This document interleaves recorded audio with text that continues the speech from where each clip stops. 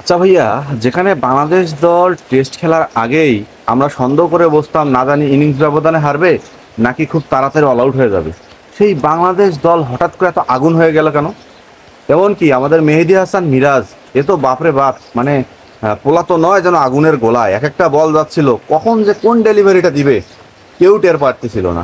সেই সাথে সেই সাথে আমাদের পেসারদের যে একটা আগুন, একেবারে বলে যে সুই, অসম্ভব ছিল, অসম্ভব ছিল।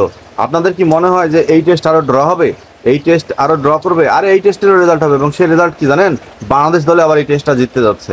আর মেহেদী হাসান মিরাজ কালকে ম্যাচ শেষে বলতেছিল যে দ্বিতীয় টেস্টও আমরা জিততে যাচ্ছি। এই যে পাকিস্তান 274 রানে আউট হয়ে গেছে, এখন চিন্তা করেন বাংলাদেশ দল যদি আজকে সারাদিন ব্যাটিং করতে পারে এবং কালকে পর্যন্ত যদি সেই দেখা যাচ্ছে কালকে রানস বেঞ্চ পর্যন্ত যদি বাংলাদেশ ব্যাটিং করে 400 থেকে 450 রান টার্গেট মানে দিয়ে দেয় প্রথম ইনিংসে, আমার তো মনে হয় পাকিস্তান ইনিংস ব্যবধানে হারবে এবার। কারণ পাকিস্তানের যে ব্যাটিং দেখতেছি, তাদের মধ্যে কোনো মানে, যে পাকিস্তানকে আমরা চিনি টেস্ট ক্রিকেটে যে নাম্বার 1, 2, 3-র মধ্যে যে টিমটা থাকে, সেই টিমে নিজের মাটিতে এমন একটা মানে মনোবল ভেঙে পড়ার মতো জিনিস আমি আগে কখনো পাকিস্তানে এরকম টেস্ট দল দেখি নাই। হ্যাঁ, পাকিস্তান মানে একেবারে একটা মরা দল মনে হয় খেলতেছে। মনের মধ্যে কোনো আনন্দ নাই, মনের মধ্যে একটা কনফিডেন্সের জায়গা সেটা নাই, মনের মধ্যে একটা যে তীব্র মনোবল থাকবে সে জিনিসটাও পাকিস্তানে লক্ষ্য করা যাচ্ছে না।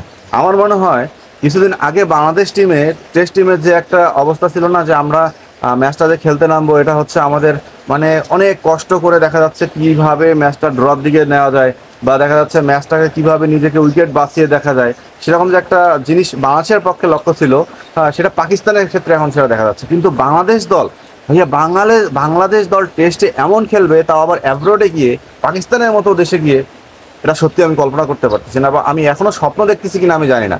সেখানে মেহেদী হাসান মিরাজের যে বলের ঘূর্ণি ছিল, সাকিব আল হাসানের যে বল, নাহিদ রানার যে পেস, হ্যাঁ, এরপরে আমাদের হাসান মাহমুদের পেস, তাসকিনের পেস, আমি সত্যি মুগ্ধ। আমি প্রাউড ফিল করতেছি যে আমার দেশের ক্রিকেট কি বদলে গেল। আমরা যে ক্রিকেট খেলাটা চাই, আমরা যেভাবে বাংলাদেশ দলকে দেখতে চাই, আমাদের প্লেয়ারগুলোকে আমরা দেখতে চাই, আমরা কি, আপনাদের কি মনে হয় না যে আমরা সেই রূপে বাংলাদেশ দলটাকে আবার ফিরাই নিয়ে আসতেছি বা ফিরে আসছে? আমাদের মানে দেশ তো স্বাধীন হয়ে গেছে, দেশে সব কিছুই সংস্কার চলতেছে, সব কিছুই বদল চলতেছে। এখন কথা হচ্ছে আমাদের ক্রিকেটের সবচেয়ে যে রদবদলটা দরকার সেটা কিন্তু হয়ে গেছে, এবং বাকি যে দুই একটা জায়গা আছে সেটাও কিন্তু হয়ে যাবে। একটা জায়গা বলতে শুধু কোচ হাতুড়ি সিং পাকিস্তান সিরিজের পরে থাকতেছে না, এটা সবাই জানেন। হ্যাঁ, সেখানে সালাউদ্দিন দায়িত্ব নিচ্ছে। এখন কথা হচ্ছে আমাদের দলের ভিতরে, হ্যাঁ, দলের ভিতরে যে একটা মানসিকতার পরিবর্তন আমি দেখতে পাচ্ছি টেস্ট দলের ভিতরে। হ্যাঁ, এবং সেখানে যে আমাদের সিনিয়র ক্রিকেটাররা আছে, আমাদের জুনিয়র ক্রিকেটাররা আছে, আমাদের মধ্যবর্তী সিনিয়ররা আছে।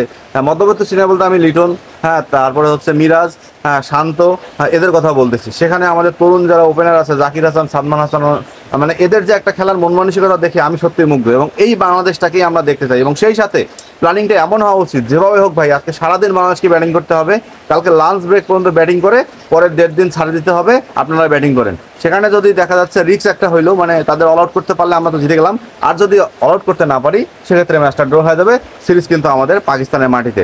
তো এইরকম যদি ব্যাপারটা হয়ে দাঁড়ায়, তাহলে আপনারা কতটা খুশি হবেন, আমি কতটা খুশি হব, ক্রিকেট ফ্যানরা কতটা খুশি হবে, এবং দেশের মানুষকে পাকিস্তানের মাটিতে একটা সিরিজ দেওয়ার যে স্বপ্ন, সেটা পূরণ করার জন্য আমার মনে হয় এর থেকে ভালো সুযোগ আর আমরা পাবো না। এখন সম্পূর্ণ দেখার বিষয় আমাদের ব্যাটসম্যানরা কেমন দায়ভার নিয়ে খেলতেছে, কারণ আমাদের ব্যাটসম্যানের মধ্যে ওই একটা জিনিস যে আছে, ধারাবাহিকতার অভাব, সেটা যেন আর দেখতে না হয়।